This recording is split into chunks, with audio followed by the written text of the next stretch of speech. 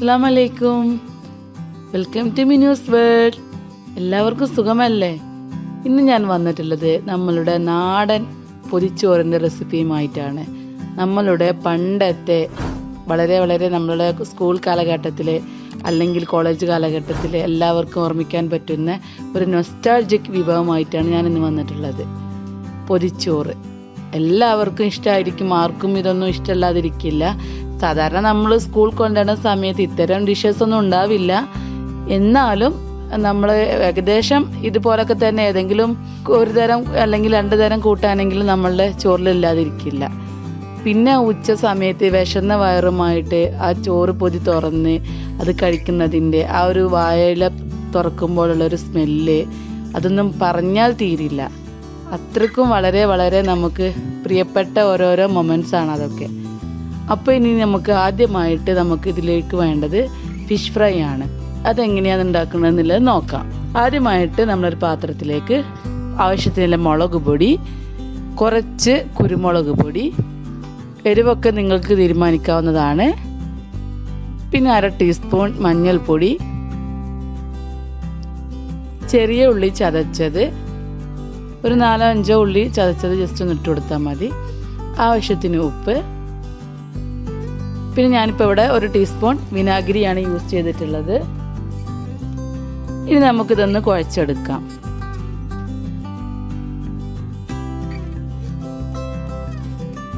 ഇപ്പോഴത്തെ നമ്മുടെ മസാല റെഡി ആയിട്ടുണ്ട്. ഇതിപ്പോൾ കുറച്ച് ഗ്രേവി ഇല്ല, അതുകൊണ്ട് നമുക്ക് കുറച്ച് വെള്ളം ഉപയോഗിച്ചിട്ട് കുറേശ്ശെ ഇങ്ങനെ ആഡ് ചെയ്തെടുത്ത് ഇപ്പോൾ നമ്മളെ മീനൊക്കെ ഒന്ന് മസാല കൂട്ടിയെടുക്കാം. ഇത് മസാല പുരട്ടിയിട്ട് നമുക്കൊരു 1/2 hour എങ്കിലും വെക്കാം. അപ്പോഴേക്കും നമുക്ക് വെണ്ടക്ക മെഴുക്ക് പുരട്ടി എങ്ങനെ ഉണ്ടാക്കാമെന്ന് നോക്കാം. ഇതിപ്പോൾ വെണ്ടക്ക ഞാൻ കഴുകി എല്ലാം തുടച്ച് വെള്ളമില്ലാതെ വെച്ചതാണ്. ഇതെല്ലാം കൂടെ ചെറുതാക്കി ഒന്ന് കട്ട് ചെയ്തെടുക്കാം. ഇതൊക്കെ വളരെ ഈസി ആയിട്ട് ചെയ്യാവുന്ന കാര്യമേ ഉള്ളൂ. പെട്ടെന്ന് തന്നെ നമുക്കൊരു ചോറ് തയ്യാറാക്കണമെങ്കിൽ പെട്ടെന്ന് ചെയ്യാൻ പറ്റുന്ന ഒരു കാര്യമാണ്.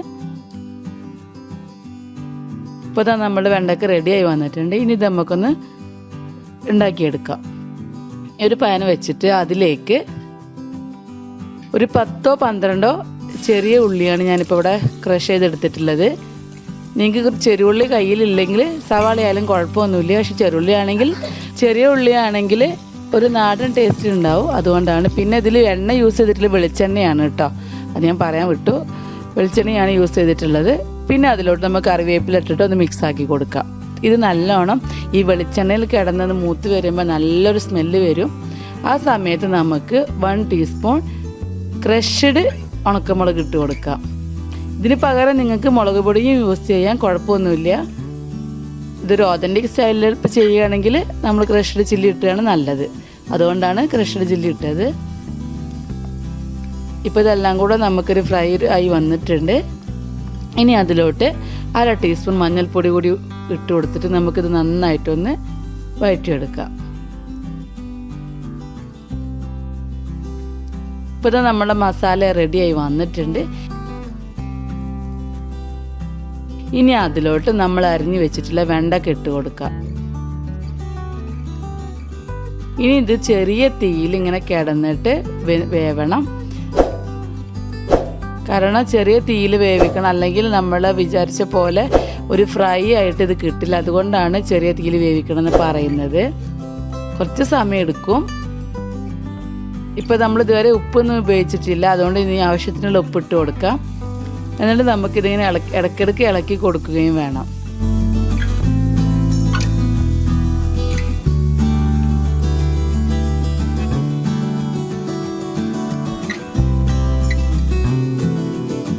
ഇതിപ്പോൾ നമ്മളുടെ വെണ്ടക്കയിൽ എണ്ണയൊക്കെ ഇറങ്ങി വന്നിട്ടുണ്ട്.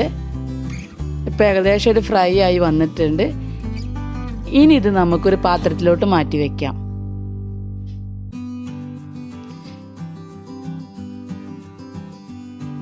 ഇനി അടുത്തതായിട്ട് നമ്മൾ ചെയ്യാൻ പോകുന്നത് മുട്ട പൊരിച്ചതാണ്. അതിന് വേണ്ടിയിട്ട് 2 മുട്ടയാണ് ഞാൻ എടുത്തിട്ടുള്ളത്. അതിലേക്ക്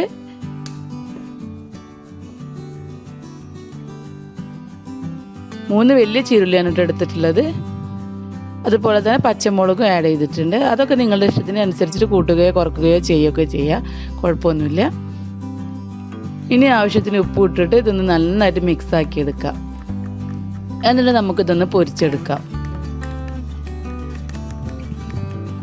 ആ സ്കൂൾ പാത്രത്തിൽ കിട്ടുന്ന അല്ലെങ്കിൽ സ്കൂൾ പാത്രത്തിൽ കൊണ്ടുപോകുന്ന അതേ ഒരു ഒതൻറ്റിക് ടേസ്റ്റ് തന്നെയാണ് നമ്മൾ ഈ വാഴയിലൊക്കെ പൊതിഞ്ഞ് കൊണ്ടുപോകുമ്പോൾ വരുന്നത്. അത് കഴിച്ചിട്ടുള്ളവർക്ക് പറഞ്ഞറിയിക്കാൻ പറ്റില്ല. അപ്പോൾ ഞാനൊക്കെ ഒരുപാട് കഴിച്ചിട്ടുണ്ട്.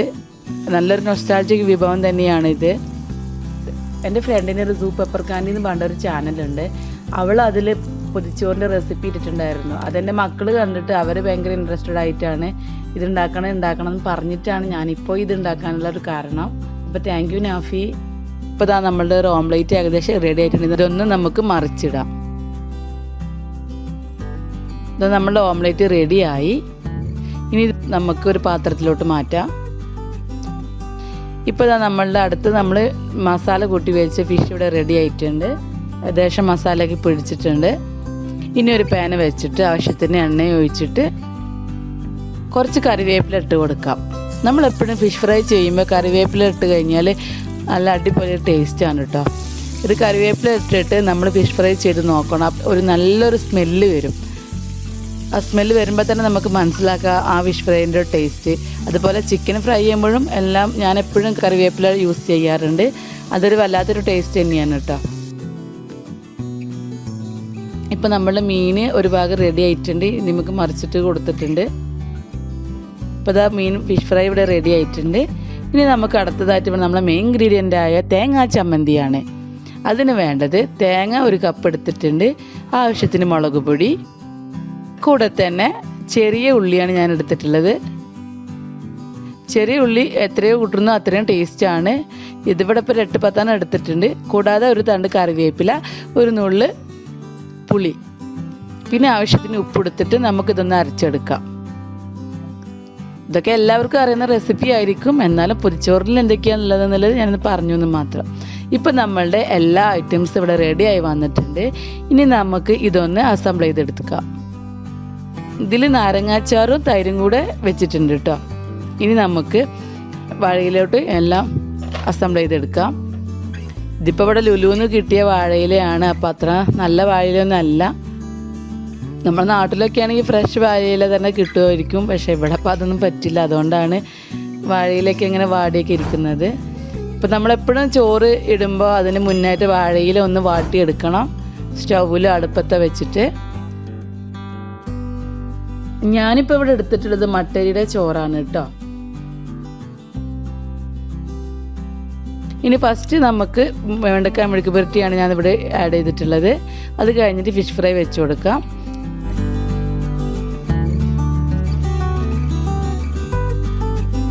അത് കഴിഞ്ഞിട്ട് മുട്ട പൊരിച്ചത്, അത് കഴിഞ്ഞിട്ട് നമ്മളുടെ തേങ്ങാ ചമ്മന്തിയും വെച്ച് കൊടുക്കാം.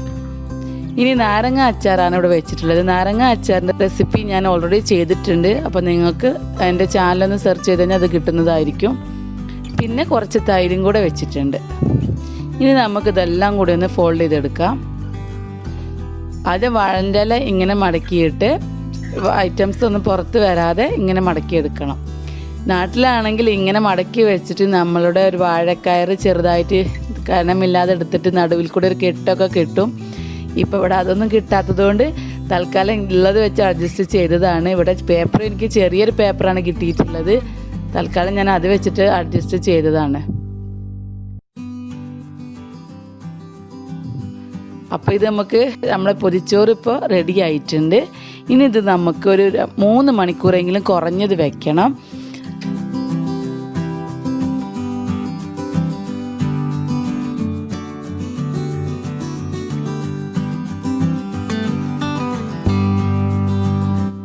ഇപ്പോൾ ഇതാ 3 മണിക്കൂർ കഴിഞ്ഞിട്ടുണ്ട്. ഇനി ഇത് നമുക്ക് തുറന്ന് നോക്കാം. ഓ, ഇത് തുറക്കുമ്പോൾ ഉള്ളൊരു സ്മെല്ലുണ്ടല്ലോ, പറയാതിരിക്കാൻ വയ്യാട്ടോ. അടിപൊളി സ്മെല്ലാണ്.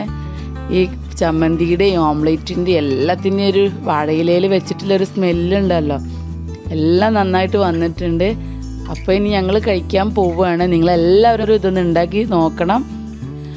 വളരെ ഈസി ആയിട്ട് തന്നെ നമുക്ക് ചെയ്യാം. നമ്മൾ ചോറും കറിയൊക്കെ നമ്മൾ സാധാരണ ഉണ്ടാക്കുന്നതാണല്ലോ. അപ്പോൾ അതൊന്ന് നമുക്ക് ഇഷ്ടമുള്ളതാക്കാം, എന്തും ആക്കാമല്ലോ. അതുപോലെ അതിലൊരു തേങ്ങാ ചമ്മന്തി ഹൈലൈറ്റ് ആണ്, അതെന്തായാലും വയ്ക്കാൻ മറക്കരുത്.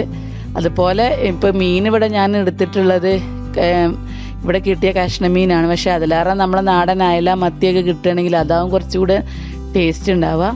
അപ്പോൾ ഈ റെസിപ്പി എല്ലാവർക്കും ഇഷ്ടപ്പെട്ടിട്ടുണ്ടാവുമെന്ന് വിചാരിക്കുന്നു. അപ്പോൾ എല്ലാവരും എൻ്റെ ചാനലൊന്ന് സബ്സ്ക്രൈബ് ചെയ്തേക്കണേ. അതുപോലെ തന്നെ ആ ബെല്ലൈക്കൺ ഒന്ന് പ്രസ് ചെയ്യാനും മറക്കരുത്. അപ്പോൾ ഈ റെസിപ്പിയൊക്കെ ഇഷ്ടപ്പെട്ടിട്ടുണ്ടെങ്കിൽ നിങ്ങൾ നിങ്ങളുടെ റിലേറ്റീവ്സിനും ഫ്രണ്ട്സിനൊക്കെ ഷെയർ ചെയ്യാനും മറക്കരുത്. അപ്പോൾ മറ്റൊരു റെസിപ്പിയുമായി വരുന്നത് വരെ താങ്ക് യു. അസ്സലാമു അലൈക്കും.